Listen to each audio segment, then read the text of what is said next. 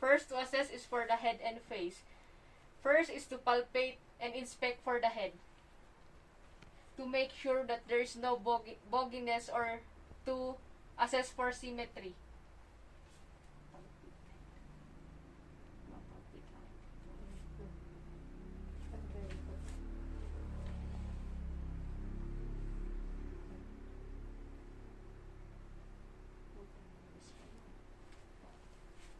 Okay, I observed that the head is symmetry. There's no edema, there's no bogginess. And, ma'am, did you feel any pain while me palpating your head? No. Okay. And she did not feel any pain. Next is to test for cranial nerve number 7. Ma'am, can I ask you to clench your teeth? Prone. Smile. Raise your eyebrows. Okay. Without any difficulty. Next is to assess for the eyes. First is to inspect for the alignment of the eyes.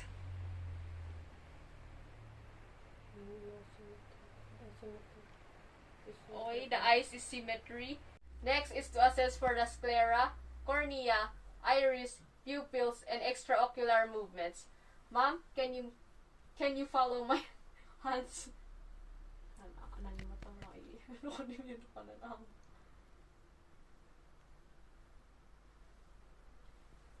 Okay, the eyelids fit smoothly against the eyeballs. The conjunctiva of the eyeball has equal white on the eyeball. Next is to assess for the ears. First is to inspect for the auricle tragus and the lobules.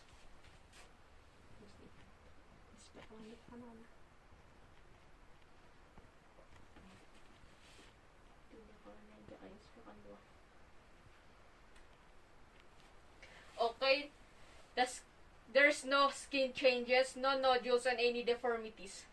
And the ears is symmetry. Next is to palpate for the mastoid and auricle process.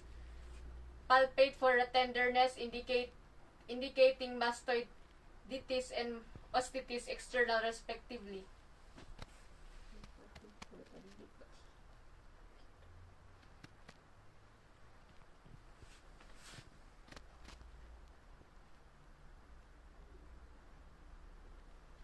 Ma'am, do you feel any tenderness while me palpating you?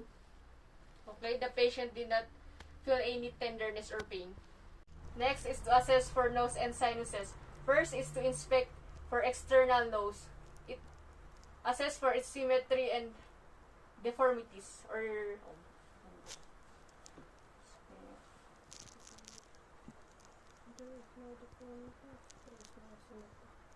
okay, the nose is symmetry and there's no deformities. Next is to palpate for the external nose for tenderness, to check for the trauma, injury, or lesions if present.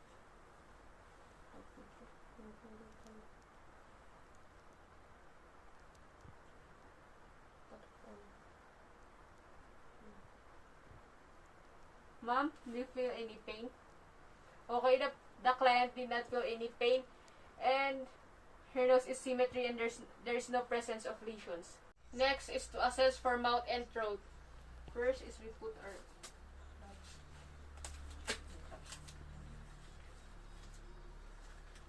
medstay na lang po kami.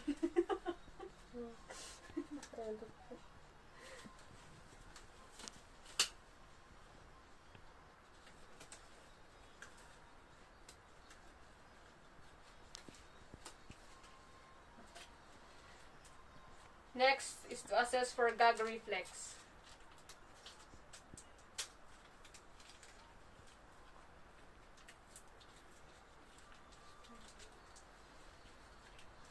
Ma'am, when you say ah.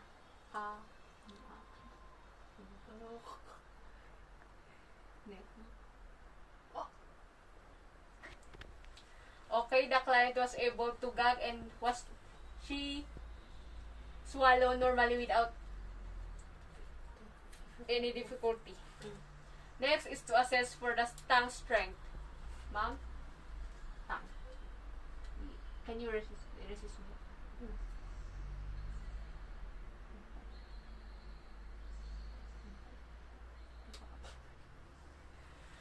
Okay, the tongue strength was intact. Next is to assess for the neck. First is to inspect for the appearance of the neck.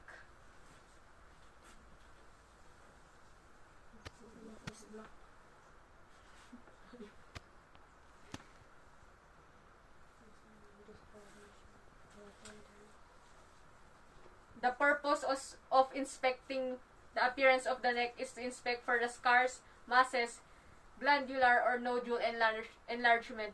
And I observed that there is no scars, masses, or glandular or nodule enlargement. Next is to test for the range of motion. Ma'am, can you follow what I am doing?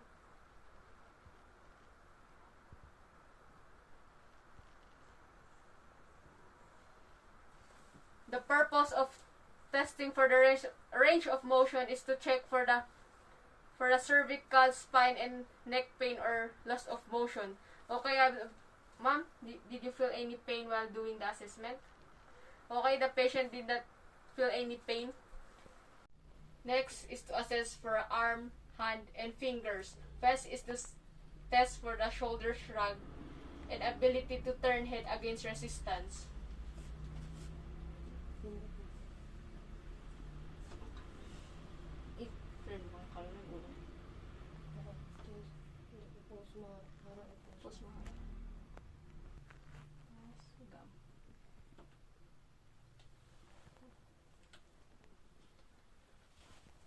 Okay, the purpose of doing this is to check for the muscle strength, and the client was able to resist without any struggle.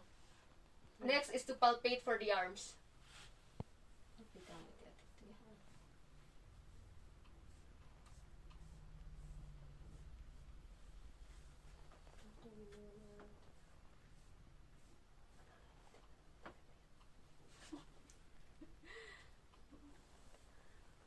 Okay, the purpose of palpating the arms is to examine the consistency, texture, and the tenderness. And the patient, ma'am, did you feel any pain po? Wala.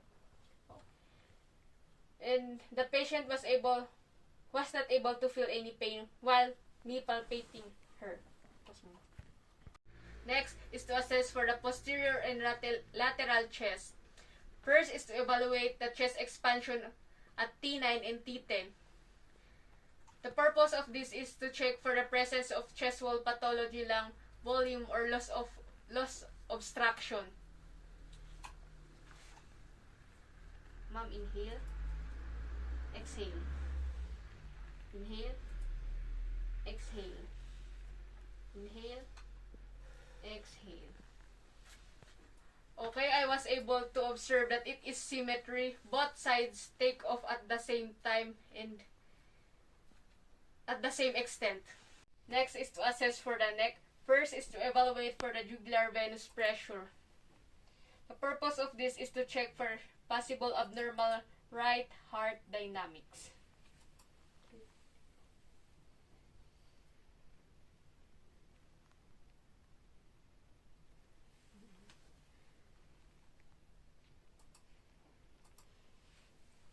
Okay, the V waves are visible.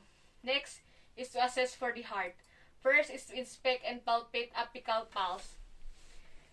The purpose of this is to check for the heart health.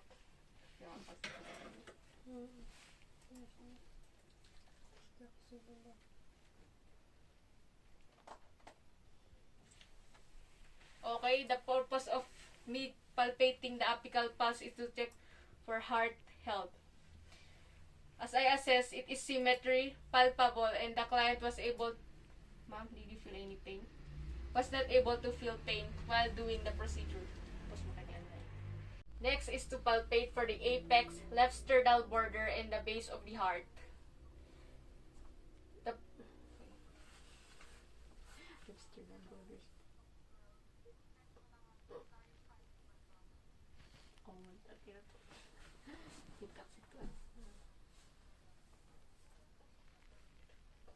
Ma'am, do you feel any pain po? Okay, the client was not able to feel any pain. And I was not able to feel any vibratory sensation while palpating. Next is to assess for the abdomen. First is to assess for the abdomen. Ma'am, can I ask you? Next is to assess for the abdomen. First is to palpate for the abdomen. The purpose of palpating the abdomen is to check for pain, distension, enlargement of the organs or masses.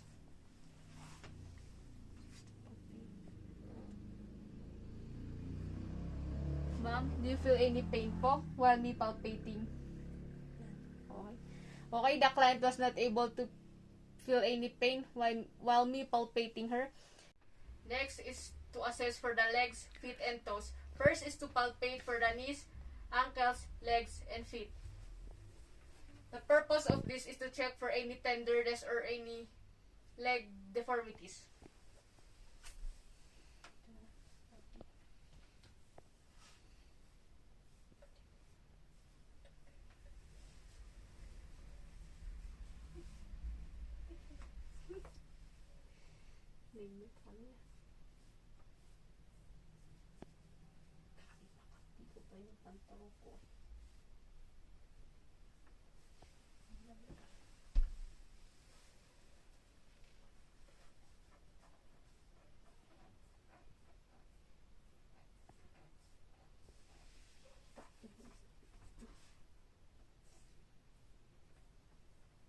Ma'am, do you feel any pain while me palpating your legs? Okay, the client was not able to feel any pain. Next is to assess for the musculoskeletal and neurologic system. First is to observe for the spinal curvatures and check scoliosis. Ma'am, may I ask you to stand and bend po. Okay, ma'am.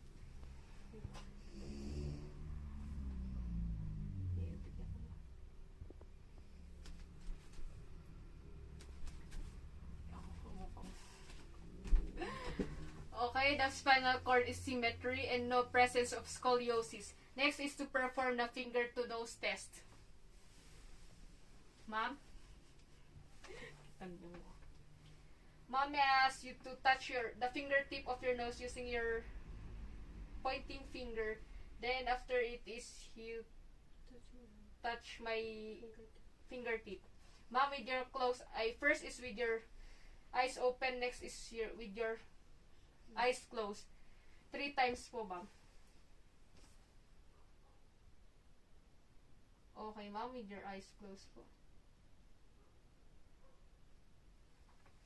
Okay, the client was able to do the process without any hesitation. The purpose of this is to test for the extremity movement.